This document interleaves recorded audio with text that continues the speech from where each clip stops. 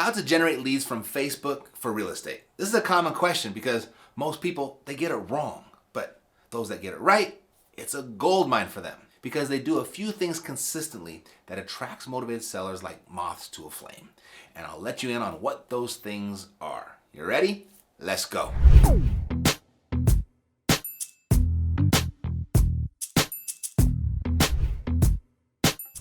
Okay, you're looking for sellers, right? And you may want to consider creating real estate seller leads with Facebook ads, or Meta ads as the website is called now. But I'm gonna stick with using the name Facebook for this video. I'm just not comfortable saying Meta yet. All right, so what does that mean? Facebook ads. Well, it's like this. Back in the day, Facebook launched a product called fan pages. And these were essentially micro websites for brands and personalities and products and stuff. And they were hosted on Facebook.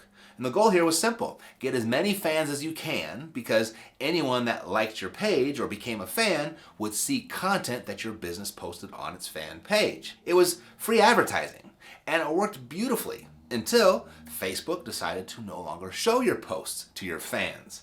At the time of this recording, it's only about 1% of your fans that will see your posts.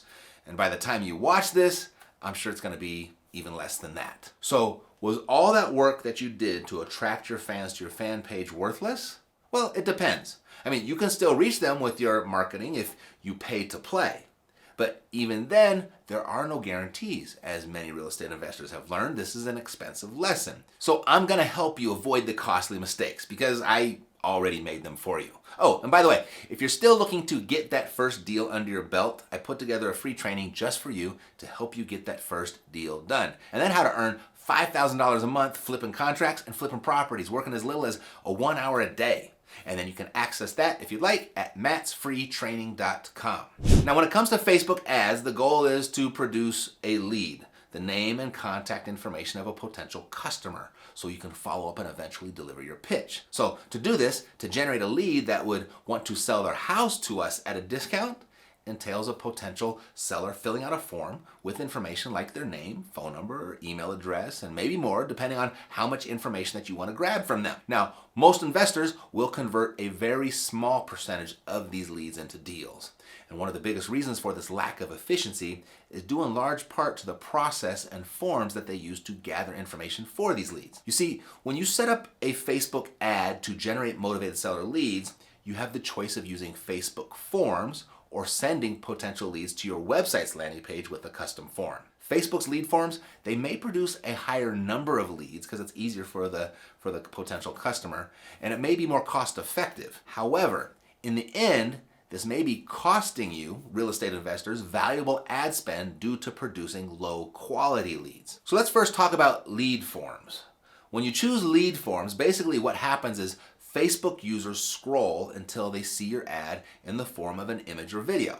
The only information they see is the ad text and image, which to say is not a ton of information. However, a lead form is created to produce one result only, filled out lead forms. It's called a lead form because the user's generic information surrounding their Facebook account, surrounding their profile, it automatically populates the lead form and it's sent over to you, the real estate investor. While this initially sounds like an efficient and productive way to produce a high number of motivated seller leads, this is only partially true. It'll produce a high number of leads, but the levels of motivation are going to vary greatly. And many more times than not, it's not going to be the motivation that you're looking for. So that means we must optimize the form conversion to deliver us the best motivated seller leads. And the best way I've experienced to do that is to set up your Facebook ad with a link to your own website's landing page to capture the lead there. Now, this method requires each potential seller to first click your ad on Facebook, then navigate away from Facebook to your website, and then fill out the lead generation form once they arrive. Now, this sounds simple, but in the world of online marketing, this method, compared to the previous, is kind of like comparing a 40-yard dash to a cross-country relay race. You know, with every step added to the lead generation process, achieving the intended result becomes exponentially more difficult. However, while this may drastically lower the number of leads overall, the end result is normally the production of more genuinely motivated sellers, a better lead. So what makes this method more effective at producing sales than the former? Shouldn't more leads produce more sales? Well, not necessarily. And sometimes, or in this case, oftentimes, less is more. And while it's true that having traffic navigate to a landing page and fill out a lead generation form will produce lower numbers of leads, the leads are typically higher quality. This is because the person actually saw your website. They saw what you offer and they still decided to fill out the form. You see, less leads translates to less time following up.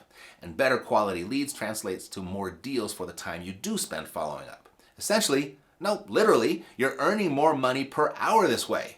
Much more. So that's how the lead converts and you end up with their contact information. But getting motivated sellers' attention in the first place can be another skill entirely. And I'll go over some best practices in just a second. But first, if you like finding real estate deals, let me know by smashing the like button. And if you take your real estate investing seriously and would like to find a lot more of those real estate deals, especially the deeply discounted ones, make sure that you're subscribed to the channel because I post real estate trainings like this and tips and tricks and tactics like this each and every week. All right, so here are 5 things that you should incorporate into your Facebook marketing strategy for motivated sellers. 1, create your Facebook business page. You know, the first step in any successful Facebook lead generation strategy for real estate investors is to create a business page. And this is going to serve as your home base on Facebook. And it's here that you can establish your brand presence, share vital information about yourself and your real estate business, where you can add videos and photos and interesting content to build an audience. Now, although the organic reach of your page will be almost zero, people will look you up. So you want to have a presence on the platform. There are also things that you can do to increase your likelihood of your business page being stumbled upon. As well as being informative, your content should be search friendly. So to make your profile more findable, use keywords in your profile's descriptive sections. This includes referencing the city or region where you buy and sell houses and any specific niche audiences that you serve, such as, military or veterans or frustrated landlords or people behind on their mortgages or family law attorneys, stuff like that. And number 2, post engaging content. Now that your business page is up, start using its many features to establish your brand and increase your reach. One of the primary ways to grow your audience on Facebook is by posting content that engages your target audience. This is likely to cover a wide range of potential topics and types of posts, including text, as well as images, and as well as videos. And be mindful of playing your ideal client's favorite radio station, WIIFM. What's in it for me? Meaning, what is your ideal client looking for? Motivated sellers are typically looking for someone that will make selling their house fast and easy. So your content should show how you do that. Or how you help family law attorneys liquidate their client's property so they can pay their attorney fees, as an example. Your content should be focused on appealing to your target audience. And what's in it for them is what they'll find appealing. They couldn't care less what's in it for you, so make your content all about them. Now, when creating and planning your Facebook content, consider the tone of voice in everything that you share. All of your content, it should be memorable, friendly, and approachable in tone, and ideally will make readers feel something, whether it's laughing, learning something new, or provoking their thoughts. Ultimately, content that evokes emotions like these increases familiarity with and trust in you. So make them laugh too if you can, meaning, if you're not naturally funny, be careful. But anyone can be playful and upbeat. People often come to social media to unwind, so sharing light-hearted content can earn more engagement. In fact, laughter biologically creates trust because you don't normally laugh with someone you're uncomfortable with. If you can make your intended audience laugh or even just smile due to your Facebook posts, they'll naturally be more comfortable with you. Also, teach them something. People love feeling like they have insider information. Instead of stroking your ego, give them a tip or a trick. Let them in on some news that impacts the housing market. Maybe something that they can share that will make them look smart to their friends and family. People may believe you when you say you're a real estate expert, but they won't necessarily remember or want to work with you. On the other hand, if you share examples of how your expertise can help them sell their houses fast without having to make a bunch of repairs, they'll reach out to you at the first opportunity. And here's a pro tip. Including questions in your posts encourages engagement. For example, if moving were quick and easy, where would you move next? A question like that is very productive. Or, I'd move right away if it weren't for fill in the blank. These types of posts build curiosity, they spark engagement, they identify problems, and they give you an opportunity to create solutions. At the very least, the responses will give you outstanding ideas for new content. Number 3, join Facebook groups.